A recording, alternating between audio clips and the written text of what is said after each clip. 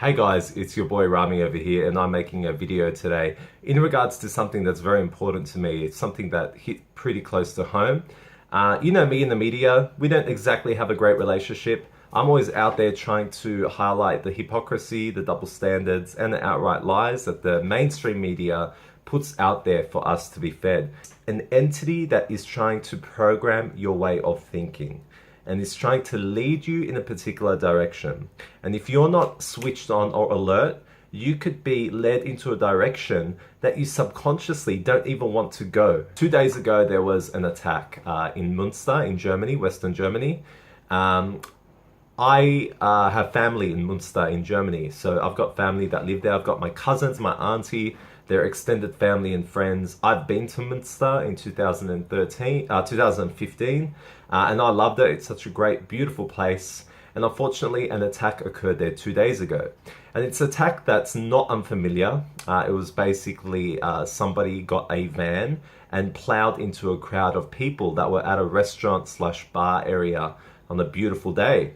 Anyways, 20 people were injured and 3 people were killed, unfortunately. And the initial reports of this story was quite predictable. It was about, terrorism. It was about immigration. It was about Islam. People were really jumping on board this boat very quickly. This was all within the first few hours. But once the identity of this criminal became well known, things happened. First of all, the news story fizzled out very quickly. It was top news for the first few hours. Once the identity of the culprit was released, the news websites quickly dropped the story. Within 24 hours, bam, it was gone. The attacker was a German-born citizen, 48-year-old Jens Ruther. This man, Jens Ruther, only recently they've come to try and put a motive behind why he did what he did. And they're creating, guys, get ready, get the tissue box ready. I'm going to get the violins in the background because they've created a real sob story for Jens Ruther, this murderer, this terrorist, in my opinion. I mean, what he did was no different than what ISIS have been doing. Anyways, Jens Ruther, guys, had a very troubled childhood. His parents were pretty rough on him. He was very emotional. And it's also his parents' fault that he is now an impotent man. And not only is he impotent, he fears that people are going to think that he is gay. And that's something that he does not want. And it's his parents' fault. And he's angry. And not only that, guys, you know what? He's had back pain since 2015. Will somebody give Jens Ruther a break? He just was going through too much in life. This man that owns 4 properties and designs his own furniture was just going through so much in life, guys, that he decided to run down and plow over multiple people in this beautiful, peaceful town of Münster, killing a few and injuring 20 people. We will not give any Muslim guy the novelty of caring about how he was, how mean his parents were, or if he was impotent, or, his thoughts about being seen as gay. We wouldn't care about any of that. All we'd care about is his Islamic identity, and that's all that would matter. Let's move on to another story. Let's talk about the Austin bomber. This was another recent event in Texas, in the United States. The Austin bomber was a 23-year-old guy by the name of Marc Condit. He was responsible for making 7 explosive devices. He ended up killing 2 people and wounding 5 others in Austin and San Antonio in Texas for a period of nearly 3 weeks, where people were terrorized in their own hometowns. These people were told not to leave their homes, not to check their letterboxes, not to open any packages. This guy created a huge sense of terror within the community. But lo and behold, as police kind of cornered him, Marc Condit blew himself up. Yeah, this isn't Afghanistan or Pakistan, guys, or Iraq. This happened in the streets of the United States of America, in the state of Texas. This terrorist, what else are we going to call him, blew people up, and then he blew himself up as the police approached him. Well, how is this any different to what any of these terrorists are doing? It is identical, except he does not have the stigma of having a Muslim background associated with him. So what do? Of course, we create a sub-story. So guys, get me a few more tissues, keep them violins going, because we got a sub-story for Marc Anthony Condit as well. Unfortunately, Marc Anthony Condit was a troubled young man who was going through depression and insecurities, and eventually it led him to do this. Guys, these are statements made by the police. The police went on national television and excused Marc Anthony Condit for blowing people up and blowing himself up in the streets of the United States of America because he was a young man going through a few emotional times, and something must have led him to this. Guys, would I be excused if I made the same excuse for the Boston bomber, Dzhokhar Tsarnaev? Would that be acceptable? Would you accept that from me if I were to say, oh, poor Dzhokhar, he blew up those people in Boston because, he was just so stressed about the poor innocent people being killed around the world in unjust wars, and he didn't know how to express himself, that he just had to blow himself and others up, or what? How is that excusable? It is absolutely not. And for that to be coming through from the mouths of police just shows how privileged some people are in order to have such a string of excuses laid out bare for them, so the world can almost sympathize with these killers, with these terrorists. Is it part of an agenda? You tell me, because I've got more. Let's talk about the Las Vegas shooter. That was a man by the name of Stephen Paddock. He was 64 years of age, and he was responsible for the worst mass shooting in the United States of America. He injured 500 plus people and killed 58. Now, they did not claim this to be a terror attack. And you have all these people, it's not a terrorist attack unless it's political. No, guys, in the United States, as you're aware, states have different rules and kind of interpretations and laws. The interesting thing is, in the state of Nevada, where this mass shooting occurred, the law clearly states that a terrorist act is any act that involves violence of which aims to cause great bodily harm or death to the general population.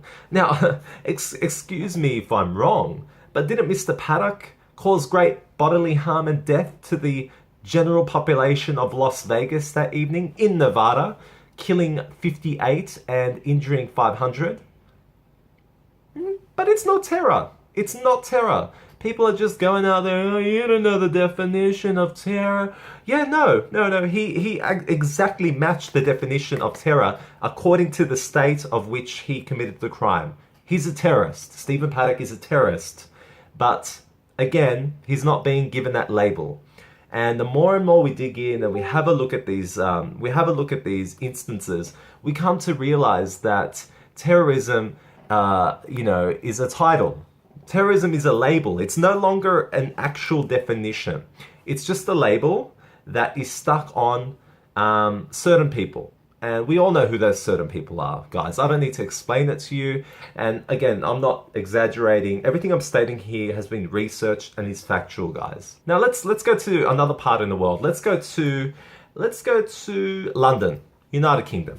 Okay, in London, on an overground train, a 38-year-old man by the name of Adrian Brown stabbed a Muslim man multiple times in the head and torso, whilst he was yelling, "I want to kill all Muslims." Okay? I want to kill all Muslims. He's looking for Muslim men in the train to attack, to murder, to stab, right? And he says he wants to kill them all. And he almost killed that one man, that one Muslim that he found on the train by the name of Muhammad Ali. Awesome name, brother. Can you believe that? Now, as this went to court, thankfully Muhammad Ali survived. As this went to court, they were listening about his excuses, and Adrian Brown was angry because his home had no hot water running. And he pleaded not guilty as well because he claimed he was insane. He's not a terrorist, he's just upset because he can't take a hot shower. That's actually the reasoning that the courts are trying to provide and the media is giving us. And he had the privilege of not being labelled a terrorist. Imagine if a Muslim went out in the streets of London saying, I want to go and kill all Christians. Yeah? Imagine, I want to kill all Christians, and he's looking for people that are wearing crosses. And he finds them and he starts stabbing them. Would that not be labelled a terrorist attack? Regardless of if this Muslim had no hot showers or not, or hot water running in his home, that wouldn't even be heard in the court. It would be laughed at. But Adrian Brown had the privilege and the novelty of explaining why he was at boiling point and the situation had aroused behind that anger, guys. This is just so ridiculous. And how could we not see this? It is clear as day, and all these examples just goes to show that a Muslim and a non-Muslim can commit the exact same crime. Now, the leeway that a Muslim is given in regards to his backdrop, his background, his reasoning, his excuses is about that much, yeah? But if you're a non-Muslim, that just keeps going. They will help expand it for you. They will tell me more, what's going on in your life, yeah? Are you having a hard time? Are your parents assholes? Oh yeah, that is what happens. That is what we're experiencing here, and it's so disturbing. There's one example I have here in Australia, and this occurred, I think it was a couple of years ago now, but I'll never forget it, was in Western Sydney, so not far from, where I live. There was a car bomb attack at a police station.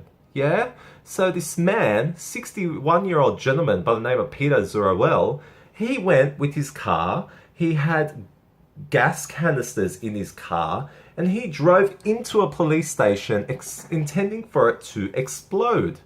Yeah, this is pretty much a definition of an intentional terror attack. Now, the identity of the culprit was eventually released, but before the identity was released, here we go. Politicians talking about Islam, politicians talking about Muslims and Muslim crime, people jumping the bandwagon. And yes, this was initially called terror. Daily Mail, terror in Sydney. They used those words, terror in Sydney.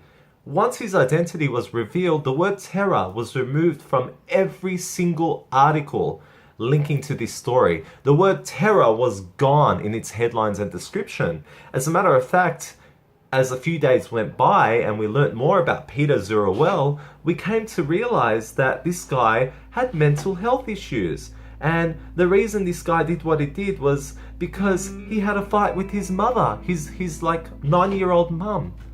And that's the reasoning they're providing. This 61-year-old man had a fight with his mum and he's unstable, so he decided to go and try and blow up a police station. And we moved on from there. Not terror, guys. But again, if a Muslim did the exact same thing, if Mohammed Zelfakar did the same thing, got a car, gas canisters, drove into a police station, blew it up, come on. You know where I'm going with this. You know where I'm going with this. And these are just a few examples, guys, of the corruption of not only the media, it's the societal framework of which we are living in. It's a framework that we don't challenge, it's a framework that we're comfortable with, and it's a framework that's extremely disturbing, and it's something that is so apparent and clear as day. And we need to speak out more about this. All I'm asking for is consistency, guys. Let's be consistent. Alright, peace out, guys. Thanks so much for watching.